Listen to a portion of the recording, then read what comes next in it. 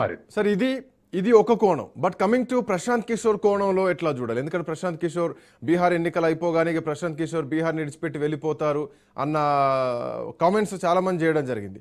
But అదే ప్రశాంత్ కిషోర్ ఎన్నికల తర్వాత ఆయన బంగ్లాను వదిలేసి ఆశ్రమానికి వచ్చి నివసిస్తున్నారు. ఆల్మోస్ట్ తనతో పాటు ఉన్నటువంటి టీం కూడా మొత్తం దాన్ని ఒక పార్టీ కార్యాలయంగా ఒక ఆశ్రమాన్ని వాడుతున్నారు. సో ఆయన ఒక మౌన దీక్ష కూడా చేసి తనను తాను ఆత్మ పరిశీలన చేసుకున్నటువంటి సందర్భం కూడా ఉంది. మోర్ ఓవర్ తన బంగ్లాను అంటే 90% మొత్తం ప్రజలకే పెడతాను, ఆస్తిపాస్తులు మొత్తం కూడా పార్టీ కోసం పనిచేస్తాను, జనస్వరాజ్కి అంకితం చేస్తానని చెప్పేసి తన ఆస్తులు మొత్తం కూడా జనస్వరాజ్కి అంకితం చేస్తారు, ఈవెన్ తన బంగ్లాతో సహా. సో తనను తాను ఎలా మలుచుకున్నారు, ఆ కోణాన్ని ఎట్లా చూడొచ్చు ఇందులో? ఖచ్చితంగా ఇవాళ ఉన్నటువంటి పరిస్థితుల్లో, ఇవాళ ఉన్నటువంటి కమర్షియల్ వరల్డ్లో ఎవరైనా ఒక వ్యక్తి అట్లా సెల్ఫ్ సాక్రిఫైస్ సిద్ధమైతే దాన్ని ప్రజలు గుర్తిస్తున్నారు. సహజంగానే పీకే గత కొంతకాలంగా ఆ వ్యక్తిగత విషయాల్లో ఖచ్చితంగా ఆ యూత్ని అట్రాక్ట్ చేసే విధంగా తన బిహేవియర్ ఉంది బీహార్లో. అది సహజంగానే ఇప్పుడున్నటువంటి జంజీ కాలంలో ఇంటర్నేషనల్ వాతావరణం కానీ, నేషనల్లో కానీ, తమిళనాడులో కానీ, ఢిల్లీలో కానీ, ఇవాళ బీహార్లో కానీ ఇటువంటి యూత్ ఇన్స్పిరేషన్కు అది కూడా ఒక మూల కారణం అయింది. తర్వాత రెండోది, తాను ఆత్మ పరిశీలన చేసుకొని ముందుకు పోవటమే కాకుండా ఇప్పుడు మిత్రులు కూడా దొరికేటువంటి అవకాశం ఉంది.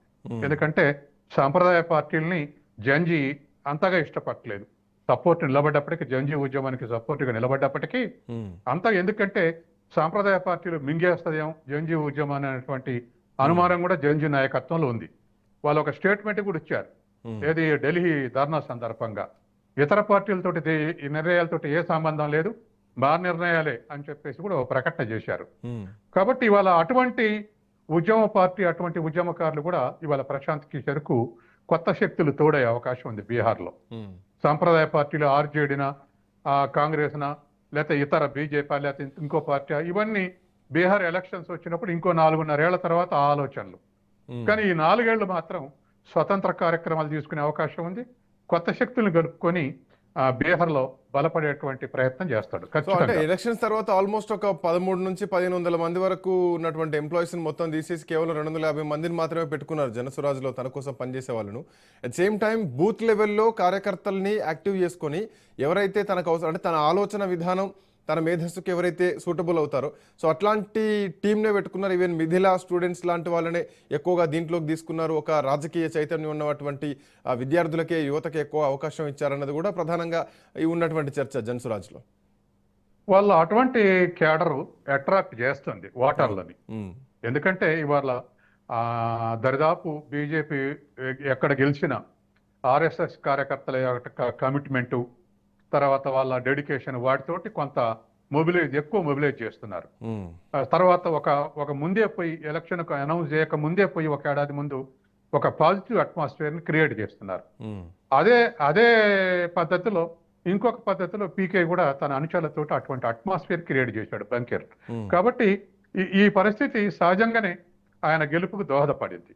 తర్వాత రెండోది, ప్రతిపక్షాల మీద అంత కాన్ఫిడెన్స్ లేదు. సహజంగానే యాంటీ బీజేపీ ఫోర్సెస్ అన్ని కూడా పీకేకి ఏది చూద్దామని అనుకునేటువంటి అవకాశం ఉంది. But at same time sir, అంటే నితిన్ నబీన్ రాజకీయం తర్వాత, అంటే ఆయన ఎక్కడి నుంచి పోటీ చేస్తున్నారు, అప్పటికే జనస్వరాజ్ కార్యకర్తలకు మొత్తం కూడా ఒక ఆత్మస్థైర్యం దెబ్బతిన్నది. సో ఇక మళ్ళీ ఉంటామా ఉండమా, బీహార్లో రాజకీయాలు చేస్తామా చేయమా, ఒక మహా కూటమి ఉంది ఇక్కడ, జేడీయూ కూటమి ఉంది, తో పాటు బీజేపీతో పాటు ఆర్జేడీ కాంగ్రెస్ కూటమి ఉంది. ఇట్లాంటి రాజకీయ శక్తుల మధ్య మూడో ప్రత్యామ్నాయంగా మాత్రమే పీకే రావడం జరిగింది. బట్ నేరుగా యుద్ధాన్ని బీజేపీ మీద ప్రకటించడం కూడా కొంత ఆ ప్రచారం ఈజీ అయిపోయింది కదా ప్రశాంత్ కిషోర్కి. ఖచ్చితంగా, ఎందుకంటే ఎక్కడైనా ఇవాళ ప్రతిపక్షాల మీద విమర్శలు చేస్తే కొత్తగా వచ్చినటువంటి రాజకీయాలకు వచ్చేటువంటి మొబిలైజేషన్ ఉండదు.